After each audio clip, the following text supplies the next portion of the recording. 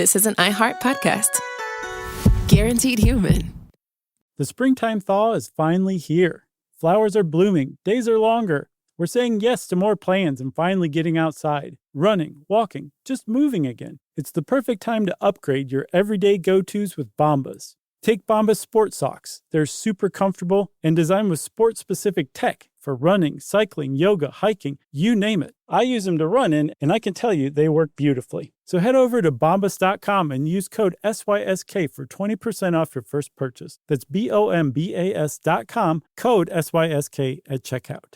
With no fees or minimums on checking accounts, it's no wonder that Capital One Bank Guy is so passionate about banking with Capital One. If he were here, he wouldn't just tell you about no fees or minimums. He'd also tell you about how Capital One cafes are open 7 days a week to assist with your banking needs. Yep, even on weekends. It's pretty much all he talks about, in a good way. What's in your wallet? Terms apply. See CapitalOne.com/bankguy. Capital One N.A., member FDIC.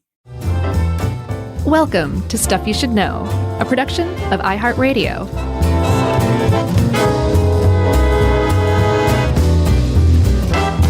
Hey, and welcome to the podcast. I'm Josh Clark, and there's Charles W. Chuck Bryan over there, and this is Stuff You Should Know, celebrating Native American Heritage Month. Fantastic. Yeah. And we are talking about something that we probably would have talked about whether it was Native American Heritage Month or not, but we selected it for this month in particular, just as a nod, shout out. But we're talking about one of those moments in history that probably most people are walking around and are like, oh yeah, the Apache Wars, I've heard of that, but know almost nothing about. Even though depending on how you look at it, it's actually still to this day the longest war that the United States ever fought. Really? Yeah, and it produced some really famous, really interesting, really amazing characters on both sides, but in particular among the Apache. And we'll meet a lot of them in this episode. Yeah, and these are, a series of skirmishes over time that it seems like there was often peace, and then there were these inciting incidents that would happen. Mm-hmm. There were misunderstandings that happened. There were bungled negotiations that happened. Mm-hmm. And it feels like it could have gone a different way. Oh, yeah. At so many points, and it continually just went south. Yeah, and I mean, speaking, history is written by the victors, and so the idea of the Apache basically being, bloodthirsty, cruel, merciless, people who mutilated victims and would kill women and children. That's definitely painted. It paints the whole group with a much larger brush than you should, but it also leaves out the atrocities that were committed on the other side too. Well, yeah, their people were slaughtered as well. Exactly. So it's just one of those things where it was a war. Like, it was a genuine, straight-up war. But like you said, there are plenty of places where it could have been avoided, and we'll talk about those. But first, Chuck, I think we should talk about the Apache. And one of the first things that I learned when I started researching this is that the Apache are not a nation or a tribe. They're a group of loosely affiliated tribes that all kind of come from the same area. And despite the fact that we tend to think of the Apache as totally tied to the southwestern United States, they actually arrived fairly recently from Western Canada, like BC, I take it. That's right. And they eventually found their way to the American Southwest. They did not, we call them Apache. They do not call themselves that. They called themselves, I guess, Inde, which means the people, which is pretty great and basic. Right. And they think the name Apache may have been given to them from the word Apache by the Zuni tribe, who battled with them many times, and that means Apache means enemy in Zuni. So they think that's where Apache came from. And you mentioned that they were a loose collection. I mean, there were never like hundreds of thousands of Apache. Right. I'm not sure where the numbers topped out, but they were spread over 15 million square miles. Wow. So that's called a very, very thin distribution. So they were, not to skip ahead too much, but they were rarely in groups more than like 25 or 30 at a time. Right. And so what you would call the Apache were actually kind of spread out among the Western Apache. There's the Chiricahua Apache. And then these larger groups were split into smaller bands even. And the Chiricahua are kind of like the central group that fought the Apache Wars, although just about every Apache tribe was involved. But the Chiricahua were kind of like the central figures. And the Chiricahua were broken into 4 different smaller bands. The Bedonkohe, Nope. Let's hear it. Bedonkohe. Thank you, Chuck. The Chokonen. Yep. Chehenne. Yeah. And the Nedni. Yeah, great. Okay. So so what was the first one again?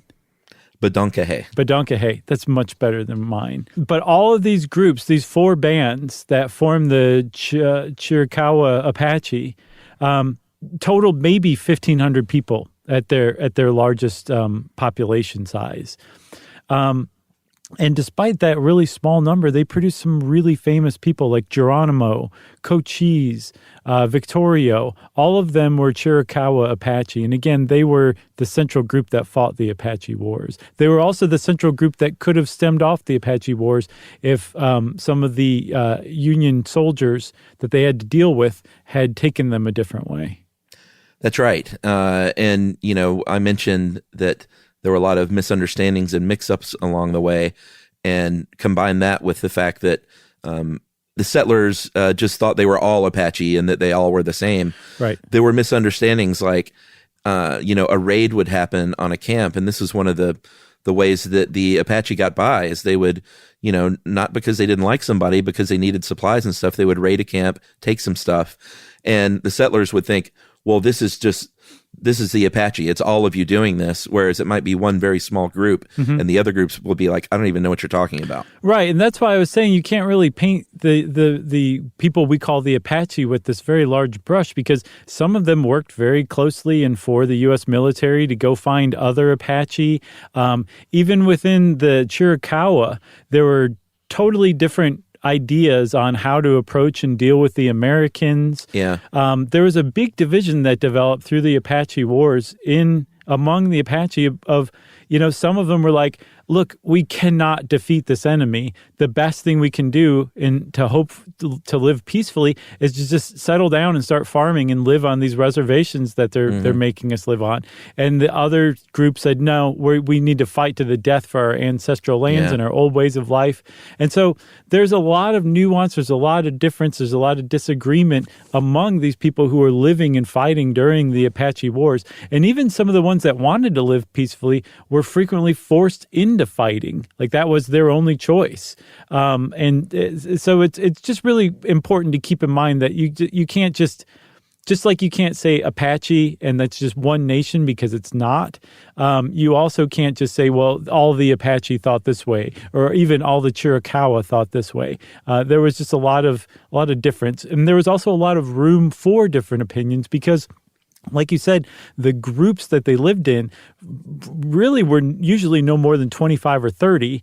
And like a family or a couple of families. Exactly. And they were often related by blood and marriage. And it was a matrilineal society, too. So if you were a man and you married a woman, you joined your wife's family from that point on. And so these 4 bands of the Chiricahua were very much related to one another, because they would often swap, members through marriage and alliances. That's right. So I mentioned the raids as a way of life for them. That is different than, like there was no malice involved. That was different from like an actual skirmish or a battle when the warriors would take center stage, and that was serious stuff. They were people that very much wanted revenge when they were wronged. And that's when those sort of really bloody skirmishes would take place, as opposed to the raids, which was them, getting food and supplies and ammunition and stuff like that. Yeah, there was an author of a book called The Apache Wars, a guy named Paul Andrew Hutton, said that he likened them to the Vikings, that they just, like, raiding was out of economic necessity. The thing is they were also, again, can't paint them all with one brush, there were plenty of them that were raiders. And all of them apparently engaged in raiding, but some much more than others. And then the ones that didn't raid so much, they might farm a little more, or they might engage in peaceful trade with their neighbors. But the one commonality that basically all groups labeled as Apache seem to have had was like an enemy in Mexico. First the Spanish, and then later Mexico, where like if you were caught by a Mexican and you were an Apache, or you were Mexican and you were caught by Apache, you were going to face a very brutal, unhappy end. Almost immediately. Like they weren't going to like release you as a hostage or negotiate for your release. You were going to be killed horribly. Yeah, and they were united sometimes with the settlers against Mexico, so much so that I believe one of the chiefs told Kit Carson, who was an American scout in 1846, like, hey, we'll team up with you to fight Mexico. That's how much we hate Mexico. Yeah, that chief was Mangus Coloradus, and he was actually one of the first great leaders at this time, at this moment in history when the Americans first started showing up. And he was very much interested in peace with the Americans, not even necessarily out of necessity, but like you said, like the common enemy was Mexico, and he thought Americans were great because they hated Mexico as much as the Apache did. That's right. The one problem with the Chiricahua is that they had a nice place where they lived. I mean, they were seasonal migrators, and so they would kind of move around. But one of the main places that they hung out was south of the Gila River in Arizona, and it was a really good place to be. So that means, of course, as westward expansion happens, or as we'll see later, as the Civil War happens, and then Union troops head west to try and keep it from falling into the hands of the Southerners, that's going to be a place where they're going to go. There are going to be wagon trains going through there. Eventually, there's going to be railroads going through there. And so there was basically no chance that the Chiricahua were just going to be left alone to do their thing. No, but this was their ancestral land, and they weren't exactly, ones to leave other people alone through their raiding and wars for revenge. So, the stage was definitely set for Apache Wars, but it's wrong to say that they were inevitable. And the reason why it was wrong to say that they were inevitable is because there was some early stuff that happened that didn't have to happen that really kind of kicked this off. But I propose we take a break before we start talking about those things. Let's do it. Okay, we'll be right back.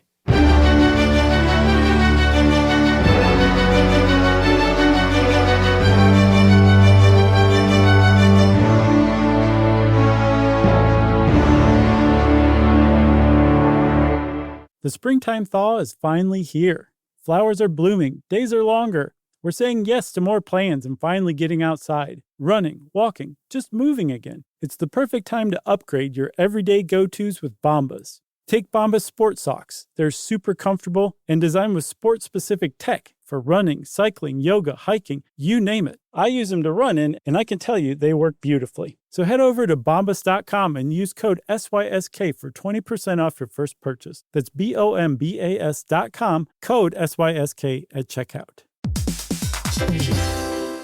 Hey everybody, here's a fact for you. In the United States, there is a break-in every 26 seconds, and that means that somewhere right now, an intruder is getting closer. And the problem with most security systems is that they only alert you after the break-in has started, and that's too late. Well, that's what makes SimpliSafe different. They use alerts. SimpliSafe's US-based live agents, they identify threats on your property and help deter them before they actually break in. So the intruder never gets into your house. The crime is stopped before it even starts. That's right. And another great thing about SimpliSafe is they have no long-term contracts. They give you peace of mind and great value with their monitoring deterrence plans because they just start at about $1 a day. Yeah, SimpliSafe sent us a setup years back, and I still use mine every day. Yeah, and apparently setup, you can do it by yourself in under 30 minutes, so it's a really good value and it doesn't take long. So if you want to experience the SimpliSafe peace of mind, you can take advantage of the SimpliSafe discount offered to Stuff You Should Know listeners. Right now, you can get 50% off your new system by visiting simplisafe.com/stuff. That's half off at simplisafe.com/stuff. There's no safe like SimpliSafe.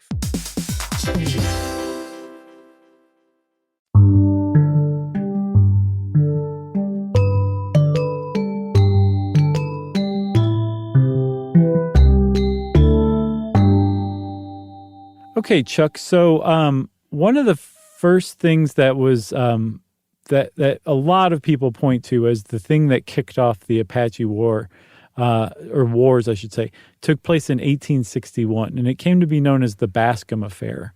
And from what I saw, almost every site that writes about Lieutenant George Bascom wrote that he was young, inexperienced, overenthusiastic, overzealous even, and pretty much incompetent when it came to something as tense and unsure as negotiating for the release of hostages. Yeah, and that's exactly what happened in 1861. This is one I didn't look up. The Aravaipa? I'm going with Aravaipa. Okay.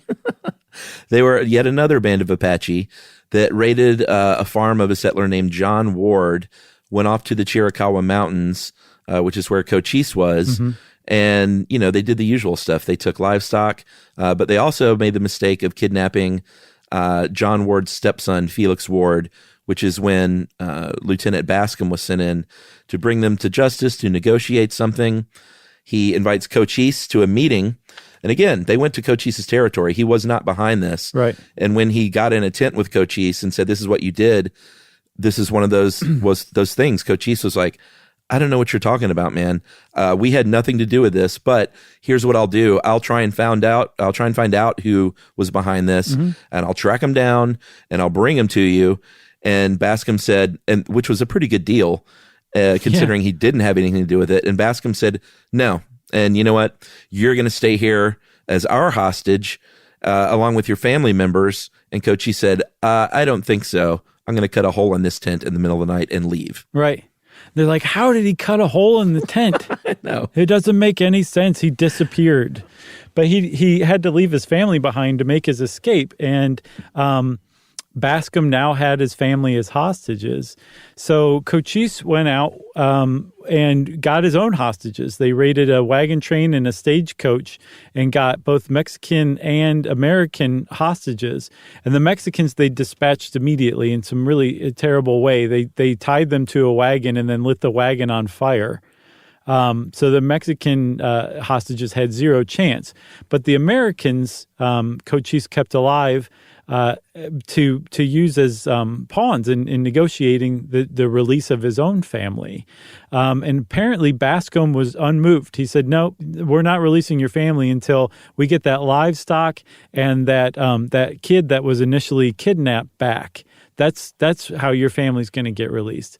And so after a few days of trying to negotiate an exchange of hostages, Cochise ordered the American hostages killed. And then Bascom ordered Cochise's family killed, which is really something for a U.S. Army officer to do, but that's what happened. They were executed. The women were let go, but Cochise's favorite brother was among the ones that were killed, and that did not sit very well with Cochise. That, a lot of people say the Bascom Affair is what kicked off the Apache Wars. Not everyone agrees, actually. There's other stuff that came later. Just real quick, the death of Mangus Coloradus, that really important early chief who wanted to ally with the Americans. In 1863, he was invited for peace talks and was held and executed. The peace talks were just a ruse, and he was grossly mutilated after he was murdered. They cut his head off, boiled the skin from his skull, sent his skull off to a phrenologist in New York. And a lot of people say that's probably what started the Apache Wars, because not only was that a brutal way to treat Mangus Coloradus, this very respected chief, but it also showed that you couldn't trust the Union Army to engage in actual peace talks. They might just kill you. They might just as soon kill you. And that also they killed a really big ally and steadying hand among the Chiricahua. All right, so I mentioned earlier the Civil War getting cranked up back east and Union soldiers coming out to kind of, safeguard or at least protect Southerners from coming into the American Southwest. Mm-hmm. And all of a sudden the Chiricahua are like, hey, if we want to do some raiding, this is pretty great because they've got all kinds of supplies, all kinds of munitions, and it's a pretty good group of people to try and raid. And how some of these raids went down as far as the military is concerned, There was a battle in 1862 that was pretty typical, is that they would raid the military, but the military it was far more outguns them. And so the Apache retreat. But a retreat to the Apache was not some bad thing. It was actually a tactic, because they could just they're like, why just get slaughtered because of pride when we can retreat and really disappear into the desert? And like, they will not find us. We know this land so well. We can really hide out here because we're few in number and we know this territory. And there are historians that basically agree that say, if it wasn't for Apache that ended up working with the military to turn on their own people, like, they could have never been found if they didn't want to be. Yeah, and it wasn't even necessarily turning on their own people. Again, that's looking at it through the idea that all Apache were the same. But we're talking about like the White Mountain Apache, or the Dark Rocks people Apache, like people that were might as well have been enemies to the Chiricahua. So like the idea of them working with the army as scouts to find these other Apache wasn't, quite as much as being like a Benedict Arnold kind of thing. Yeah, not turning on their own tribe. Right. So I found, Chuck, there's actually a Confederate officer that's buried in Arizona because the Confederacy actually managed to get to Arizona and occupied it for a brief time. And they themselves also got into skirmishes with the Apache there. And one of them got killed. So there's a guy that's buried who is a Confederate soldier in Arizona. Wow. So we should probably talk about the Camp Grant massacre, because this is a big turning point. We have lots of raids and skirmishes and battles and atrocities that have been going on during the first Apache Wars, generally how it's kind of loosely gathered together. But the Camp Grant massacre in 1871, it was a big turning point because the Aravaipa chief, Escaminzan's people, were camped out near Tucson at an army encampment, like peacefully settling there. They were not like scouting or doing anything like that. But the people of Tucson were worried that there were raiders among them. And so they preemptively massacred the Apache that were there. And I think all but 8 of the 144 people that were killed in that massacre of the Apache were women and children. And that I think something like 27 kids were kidnapped and sold into slavery, and very soon came to work in some of the homes of Tucson's most affluent families. It was a huge atrocity that was carried out by the white settlers of Tucson. And it had a huge effect on not just the Aravaipa Apache, but also the Chiricahua as well. And it also had a big effect on President Grant, Ulysses S. Grant, who was furious when he heard about this. And he actually threatened to put Arizona under martial law unless this whole thing got sorted out. And he sent a peace delegation to speak with Cochise to see if they could keep this war from continuing on or breaking out further. That's right. So they offered a truce. They said, here's what we'll do. If you agree to move to this reservation in San Carlos, then we can have a peace treaty and a truce in line. San Carlos was not a good place to be. No. It was terrible. The settlers knew this. The Apache knew this. They all called it Hell's 40 Acres. And so it was not a place that they wanted to go. But Cochise negotiated and said, you know what, we're not going there, but if we can create our new reservation that's just for us, and we can come and go as we please, then we'll get on board with this truce. And Grant said, okay.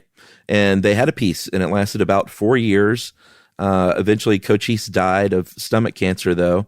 And that was, one thing that kind of weakened the peace accord. Yeah. There was also an incident where there were a couple of Chiricahua Apache who killed 2 white men who didn't give them whiskey. Fair enough. And both of these incidences basically just sort of chipped away, and all of a sudden there was no more truce. No, because the people who lived in the area were like, we don't like this idea that the Chiricahua get to like come and go off of their reservation as they please. And in fact, they were staging raids in Mexico, which was not part of the treaty, but it was an oversight. And so like all those things combined, like especially with the death of Cochise, like that treaty ended. And so that like I think it was a 4-year peace, and when that ended, the second Apache Wars began. That's right. And Cochise's son, Taza, took his place. They said, basically that that reservation was abolished, that they were happy with. And they said, well, great. That means we can just go back and live on, wherever we want and migrate around. And they said, no, not really. We'd like you to go back to the San Carlos reservation that we know you hate. Mm-hmm. And so they started negotiating. Taza had another Chiricahua chief named Chief Hu, Juh, who he was with Badonkahays, and he had a stutter though. So he said, I don't like to negotiate in person with my stutter. I'm going to have a proxy. My brother-in-law, Goyakla, is going to speak for me. He's a medicine man, but you might know him by his other name, Geronimo. Yeah. And everyone went, whoa. Right. We've heard of him. Geronimo, by this time, it was already nicknamed as Geronimo because it was the Mexicans who gave Geronimo his nickname. And still to this day, no one knows what the heck they meant by that. It turns out that Geronimo is a really rare Italian version of the name Jerome. And we're talking about Mexican and Spanish people, not Italian, so it'd be weird for them to give him the name Jerome. And even if they had given him the name Jerome, it wouldn't make any sense because that means sacred name. And by the way, Hieronymus? Sure. That's a version of Geronimo. Oh, yeah? Yeah, but it doesn't make any sense. So regardless, it's lost to history why they called him Geronimo. But they would shout Geronimo during some raids that he staged into Mexico. And Geronimo went into Mexico because if there was anybody who hated, among the Apache, who hated Mexican people, it was Geronimo. He had watched them slaughter his family, including his mother and his wife and some children, and he never forgot it. He never forgave them, and every chance he had to kill a Mexican, he would take it gladly. That's right. I mean, he was genuinely scarred as a young man. So it wasn't just like man hell-bent on revenge. It was man who suffered like deep, deep traumas, losing his family like this. Mm-hmm. So, that's where all that came from. But he was a complicated guy. He was, if you talk to Americans, he was known as, quote, the worst Indian that ever lived, end quote. He had a bad temper. He was paranoid. He was a fierce fighter who would not hang back, and like shoot arrows from long distances. He would charge the enemy and run in a zigzag so he wouldn't get hit with a bullet, although apparently he did get hit with a bullet quite a bit, as we'll find out later. And then he would knife people and take their guns, and he didn't even know how to use guns. He would take guns back to the other Apache. So he got this nickname, as like Mexicans would shout it to warn each other, and then it became something that the Apache latched onto as like a chant of enthusiasm. Right. And so Geronimo was never a chief. He became a leader, but he was never a chief, and apparently he really didn't like people who accidentally confused him as a chief. But he had like a lot of say being a medicine man for the Badonkahi, right? Mm-hmm. And being that proxy of the actual chief Hu. So he was part of these talks, and the idea was, or the decision was, between Hu and Taza and Geronimo, that the Apache could either move to the San Carlos reservation, which had been designated for Apache, or they could live life on the run and basically be hunted and exterminated by the U.S. Army. That was their choice. And so Taza, who was the son of Cochise and who was his designated heir, said, we should, like, my father knew, like, there's no way to defeat these people. We need to just, live in peace with them. And I guess it means we have to move to the San Carlos reservation. Something like a third of the Apache followed him, but 2/3 said, no, we're going to go the way of Geronimo and Hu, and that is to just basically escape and start staging raids and fighting and living life on the run. Yeah, and Geronimo, this is really the point in time where his legend really began to grow as far as the Americans are concerned. And he was, like I said, he was a complicated guy. He would get criticized by his own people for for, not giving up when he should, for being reckless in their eyes with some of these young soldiers who weren't as prepared as they need to be, and was basically always just sort of like, at this point at least, go full bore and try and win these battles as like brutally as possible. Mm-hmm. So this was happening. He was getting a reputation among his own people. At some points, there was a point in 1883 where he staged a raid on that San Carlos reservation, captured another Chiricahuan leader named Chief Loco and 200 of his followers, and basically at gunpoint said, "You're with me now, and you got to help us fight." Yeah. So he was he wasn't always looked upon the best by his own people, even because of stuff like this. Yeah, I mean, Chief Loco and his followers were like, "No, we're just trying to live peacefully. Leave us alone." And Geronimo said no. So they were kind of pressed into service. Other groups he and his band attracted just because they wanted to fight too. Mm-hmm. It was that division of, no, we need to protect our ancestral lands and our old ways of living. And so he attracted like Chief Chihuahua, Chief Nana, who was also a Chihene, like Chief Loco. And that actually, that kind of shows that division of opinions and thoughts, where Chief Loco is like, no, we need to live peacefully. And he was a Chihene. Chief Nana was also a Chihene, and he was like, no, he was at Geronimo's side throughout this entire fight. A lot of people say that Chief Nana, he was very old even during this time, and he lived to be a very old man, but he also died fighting. They think that he probably killed more Americans than any Apache in history, just because he fought so much and he lived for so long. He was apparently also a really brilliant strategist as well. All right, so, should we take a break or should we wait? We could take a break. Is this our second one? I've lost track because this is a thrilling story. All right, let's take our second break and we'll pick back up right after this. Okay.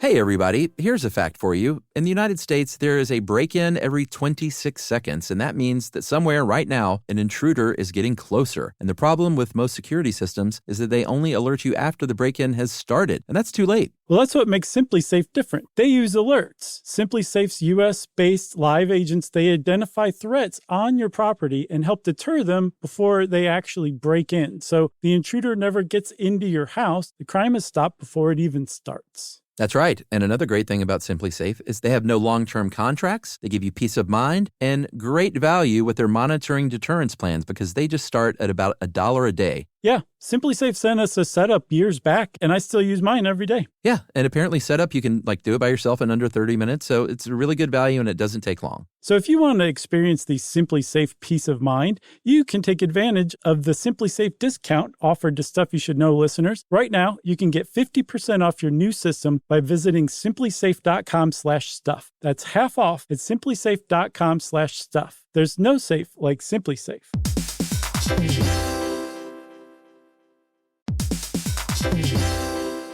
Work can be a little weird. One minute you're in a meeting that could have been an email. The next you're trying to decode corporate jargon that somehow means nothing. And don't even get us started on the quick sync that turns into a 45-minute deep dive. Yeah, well, the truth is figuring out your career isn't always straightforward. Whether you're trying to grow, pivot, or just stay relevant, it can feel like you're navigating it all on your own. Well, that's where LinkedIn comes in. That's right. LinkedIn can help you grow your career, helping you confidently navigate your path with insights, ideas, and inspiration from your professional community. You can stay up to date with the latest trends in your field, connect with people who get it, and discover opportunities tailored to your goals, your experience, and what actually matters to you. Whether you're looking for something new or just trying to grow where you are, LinkedIn gives you the tools and connections to move forward with confidence. Because LinkedIn is the network that works for you. Visit linkedin.com/knowstuff to learn more.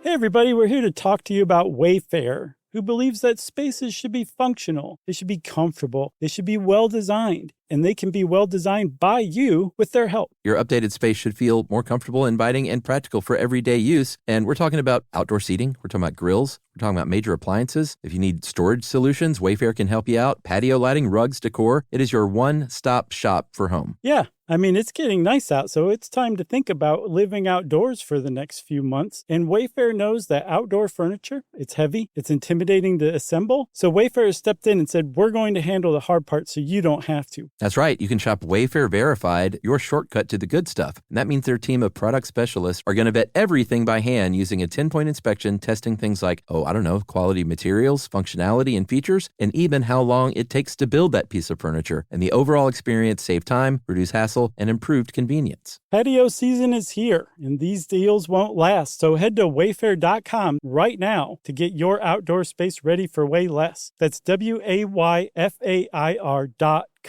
Wayfair, every style, every home.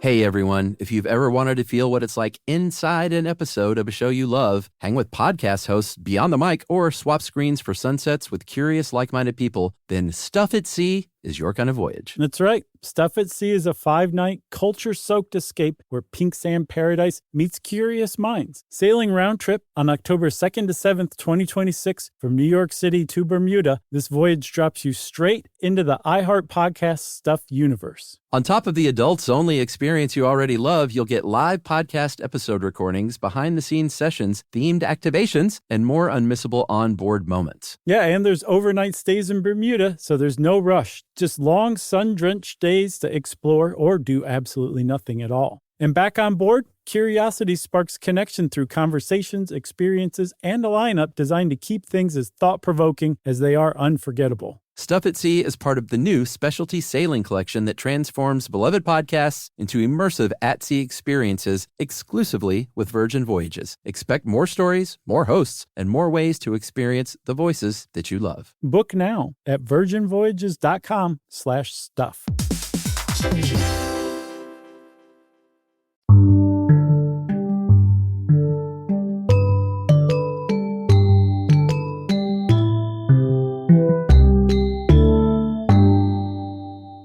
All right, so at the same time, kind of concurrently to Geronimo and all his battling going on, the Chihaney started to fight the Americans at the same time. And they did this because of another kind of a weird incident caused by Geronimo, almost an accident. He escaped. He had a knack for escaping. He was really good at that. Mm-hmm. We'll see time and time again. If you had Geronimo, you didn't have him for very long. Yeah. So he escaped and snuck onto a reservation at Ojo Caliente, and this was kind of a big deal. Like, they weren't supposed to be there. The Chihaney were they were supposed to be at San Carlos. Mm-hmm. They had set up this other reservation, and again, it was, no one knew they were there because things were so spread out. They were living peacefully, but this Geronimo escaping and going to their encampment, they were like, "Hey, man, thanks a lot. Like, now everybody knows we're here." He brought the heat on them. Yeah, put the serious heat on them to the point where they said, if you're off of this reservation, you're going to be shot on sight. Yeah. And this kind of launches another one of the Apache Wars, or another part. Yeah, the Warm Springs band of the Chihaney were led by Chief Victorio. And they were forced, now that they were found out that they were living on Ojo Caliente, which I guess was, a nicer reservation as far as reservations went, that they were supposed to be in San Carlos, they were faced with the same decision. Go live in this hell of San Carlos or live on the run. And so Chief Victorio said, all right, we've been living peacefully. We gave it a shot. The jig is up. Now we are going to go back to living on the run. And for 2 years, Chief Victorio and his band were staging their own Apache War, concurrent with Geronimo and his band staging a different Apache War. And Chief Victorio's war and the band that followed him were so effective that Mexico and America, which hated each other still, had been engaged in the Mexican-American War less than a decade before, and were just not fast friends by any measure. Mexico allowed the U.S. to have its army enter Mexico and chase Chief Victorio and his band. That's how much they were hated by both the Mexicans and the Americans, and that's the lengths that they went to. And apparently they were actually eventually found by a Mexican-American joint expedition. The Mexican contingent said, Americans, you should probably leave, and that deep centuries-old hatred between the Mexicans and the Apache was really kind of brought to the fore, and the Mexicans slaughtered Victorio. Right. Up until this point, though, Victorio had a lot of success with only about 150 warriors to fight with. Yeah. And one of the big reasons was this woman named Lozin. Lozin was pretty incredible, and someone who, I mean, certainly not lost to history, but someone that you probably never learned about in like high school history. So she was Victorio's sister, known as the Apache Joan of Arc. Yeah. She was a Chihane Chiricahua medicine woman. She was a great fighter. She was a great strategist. She was wise beyond her years. She would kind of do anything. I mean, there were great legends of her, like helping to give birth on the battlefield in the desert, and then going right back to fighting, and did a little Stevie Nicks kind of deal where apparently she would hold her hands out to the side and pray and lift her palms up and turn in a circle. And she said, and of course this is lore, but she said that she would know the direction where the enemy was coming from these tingles that she would get, and depending on how intense the tingles were, she could even tell how far away they were from them. Yeah, it's still Chiricahua legend today that it was Lozin who allowed Victorio and a small band of 150 people to survive for 2 years, as long as they did, from this weird special talent she had of knowing where the enemy was coming from and how far away they were, and sometimes how strong their troop numbers were. And then they would move and dictate like their raids based on basically her visions. And it was, the idea is kind of supported by the fact that Lozin wasn't there when Victorio and the last of his band met their end at the hand of the Mexicans. She was off smuggling a woman, a new mother, and her newborn infant back to the reservation so that the mom and the baby could live safely. And when she got to the reservation, she got news that her brother, Victorio, and the rest of the band that was fighting with him had all been slaughtered. And there's a discrepancy historically about how Victorio died, right? Yeah, he either died, fighting until his last breath, or he took his own life at the last minute. Yeah. So either way, all of that band fought to their death. And Lozin wasn't ready to give up fighting either. She was actually on the reservation and could have stayed there. Instead, she immediately made her way to go find Geronimo and his band, and she joined up with them. What if Lozin had just been stealing maps and plans from the other side? Right. And she was like, watch this. They love this stuff. Right. And she does the Stevie Nicks. Right. The spin with the palms out kind of thing. She's like, I'm getting tingly. Yeah, they eat this up. I'm going to be a legend. Watch this. Right. Pretty good stuff. So now we find ourselves kind of coming toward the end of the Apache Wars, where things get really interesting, when a man named General George Crook arrived on the scene. They called him the Tan Wolf because he wore khaki a lot, had a knack for khaki. They had a lot of respect for him. He had respect for them. He earned his name fighting against the Sioux with Custer years ago. But now he was back. I guess he was a really good tracker too, because time and time again, as we'll see, he tracked down Geronimo. They were holding out in Mexico at this point, and he wanted to negotiate, but things were pretty tense at the time. So there were still a couple of skirmishes, and I think Geronimo and some of his guys were up on a cliff above Crook's company, and they were kind of taunting Crook's Apache scouts. Right. Things were not going well. But it ended up in a very strange turn of events working out, because Crook was a hunter and was going off hunting the next day by himself and was tracking an animal, and ended up tracking this animal, or I don't know if he found the animal in the camp, but eventually made his way right up to Geronimo and where Geronimo was camped out and was like, oh, hi there. Right. And Geronimo says, you know what I'm going to do? I'm not going to kill you. Which he totally could have. I mean, Crook was there with a single gun by himself with no cover, and he just accidentally stumbled upon Geronimo and some of his warriors. I can imagine how tense that situation was. Even Crook knowing that they respected him and he respected them, it's still Geronimo, like, again, what the Americans considered the worst Indian that ever lived. That's right. So the writing was kind of on the wall at this point with American encroachment. Geronimo was like, there are endless numbers of you guys. You have way more weapons, way more ammunition, way more supplies than we could ever get.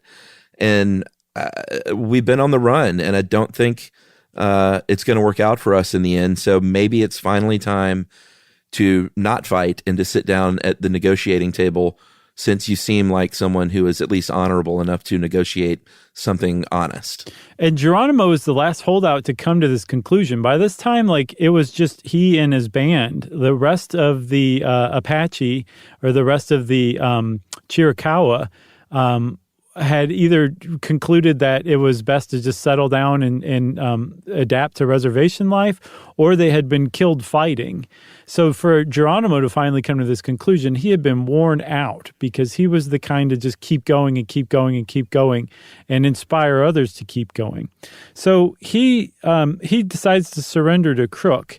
And apparently the surrender lasted a very short time, but one of the reasons why he did surrender was Crook said that that they would create a new reservation near Turkey Creek, which is where Geronimo was born, and so they weren't going to move them to San Carlos. I don't know if you've noticed a pattern or not, everybody, but when the only option was move to San Carlos or die, very frequently the Apache chose die or fight to the death. Because that's how bad San Carlos was. Whenever there was another reservation put on the table, the Apache tended to say, okay, we'll go give that a shot. So it just really kind of points out like how much of this could have been avoided, not just from George Bascom never being involved, or not just from them torturing and killing Mangus, Colorado, but if they had just improved the way of living at San Carlos, or gotten rid of San Carlos and just created these other better reservations, the Apache Wars might never have taken the effect that they had either, you know? It's like when Clarice Starling offered Hannibal Lecter a stay on Anthrax Island. Plum Island. If it had gone a different way, if they had offered him a real, like, nice place, maybe no one else would have died. No. Maybe they would have caught Buffalo Bill before. Well, wait a minute. They did. It all worked out just fine thanks to Plum Island. You know, someone, a fan of the movie, bought the Buffalo Bill house and has made it basically a Silence of the Lambs museum. Wow. And I think he's building out the basement to where you can Airbnb it and stay there. Oh, boy. That sounds cool. awful. It's pretty great. And that's just like the story of Geronimo. Is it in Ohio for real? Oh, I don't remember where the real one is. Because, very frequently they'll just be like, this house will work. No one will ever know it's in Ohio. No one will ever buy this house and turn it into Airbnb and publicize that it's actually in Colorado, I hope he makes money off of it.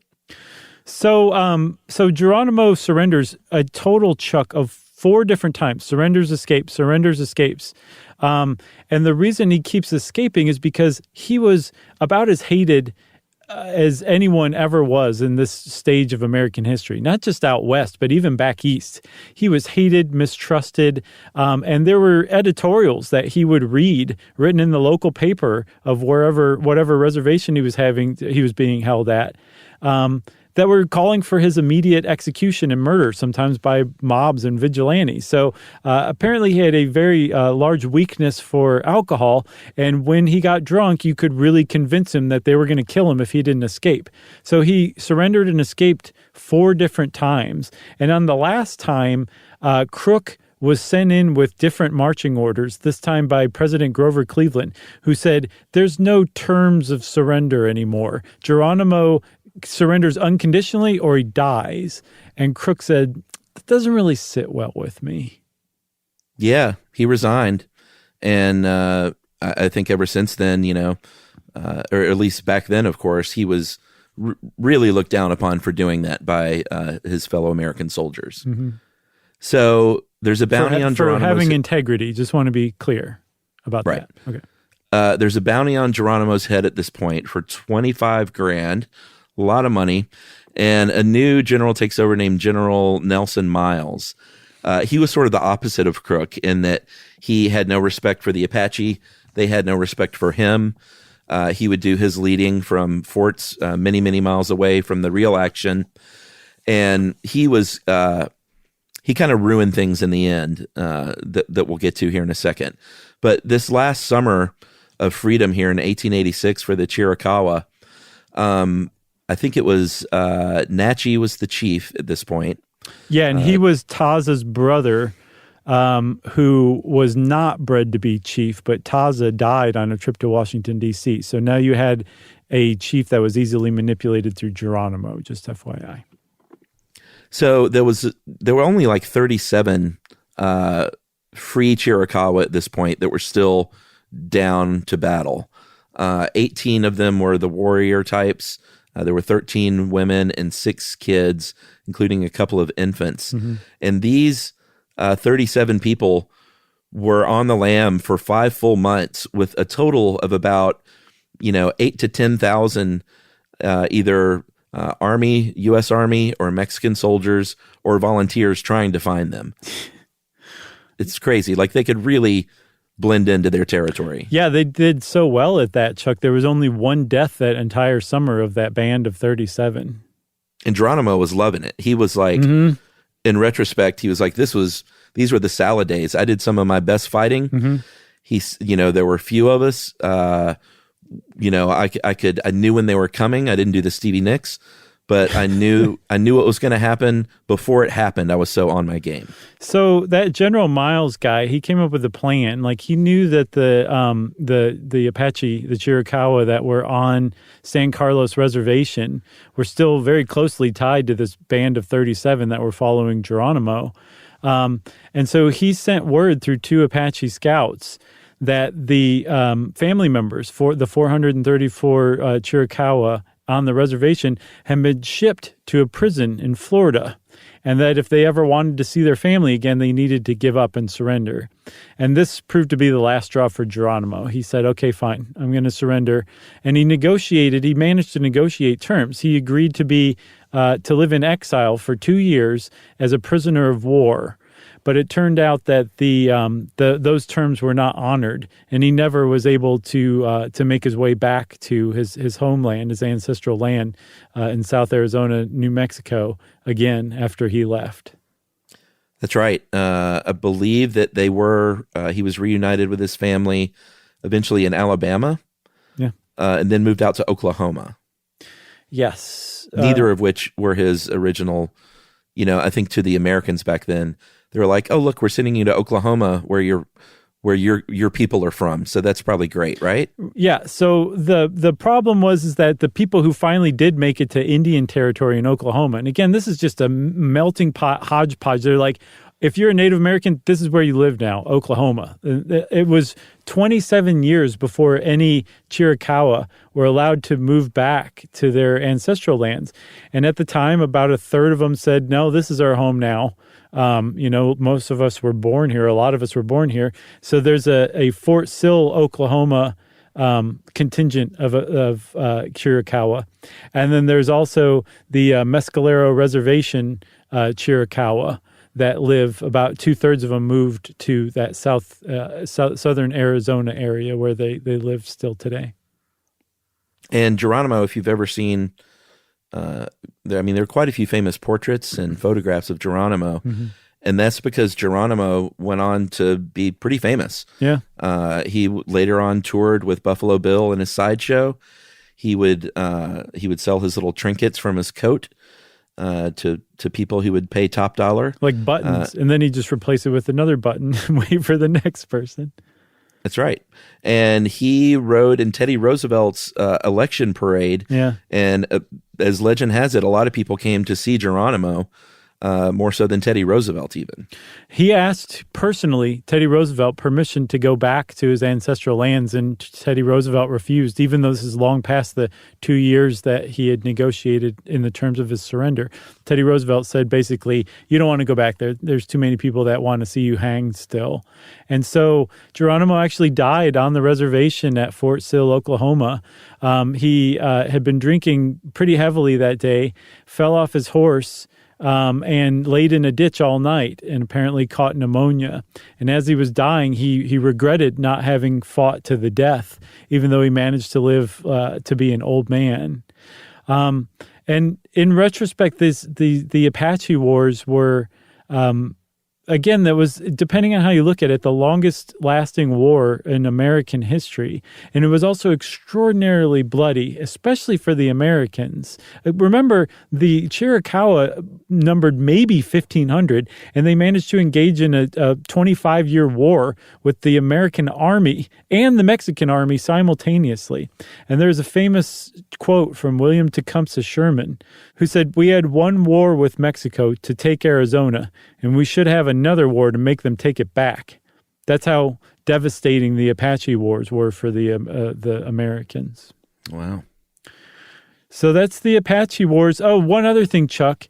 So remember I said there was a division among the Chiricahua about ones who are like, we just want to live in peace and we'll adapt to reservation life, and the others say, no, we have to fight to the death for the old ways.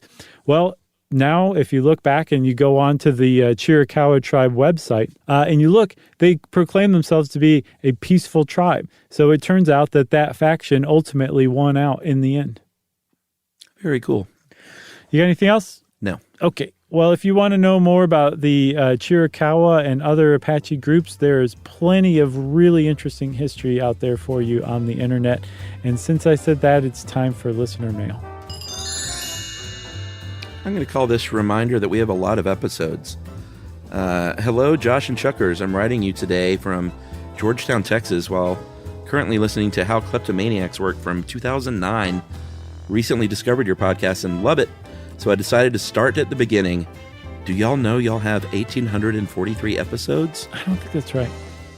And Sarah says, holy hell, it's taking a while to get caught up. I really want to jump to new, but on the other hand, it's kind of fun and interesting to listen to past episodes. For example, Will the World End in 2012? Dodged a bullet on that one. Anyway, just want to send a quick hello. Love the show. Love how you smart guys, that's in quotes, by the way, which means she doesn't really mean that. No. Deliver info in a funny way. I also love that I get your random references to off-the-wall stuff. Simpsons episodes, old school band names, etc. Keep up the great work. Can't wait to hear what the future holds, i.e., 2021 episodes. And that is from Sarah A. Yes, well, Chuck, think about how red Sarah's face is going to be when she finally gets to that episode where you suggest sandwiching episodes. I know. Well, I'm going to tell Sarah. We'll see what happens here. Okay. I'm going to tell her I'm reading this listener mail. We'll see if we can't tempt her. I won't even tell her which episode it's in. Okay, so she'll hear this in like 27 years. No. I'm going to let her know, and she may start listening to new episodes. You know what I'm saying? Okay, well, I think we've reached the end of this episode. And if you want to be like Sarah and get in touch with us, you can send us an email to stuffpodcast@iheartradio.com. Stuff You Should Know is a production of iHeartRadio. For more podcasts from iHeartRadio, visit the iHeartRadio app, Apple Podcasts, or wherever you listen to your favorite shows.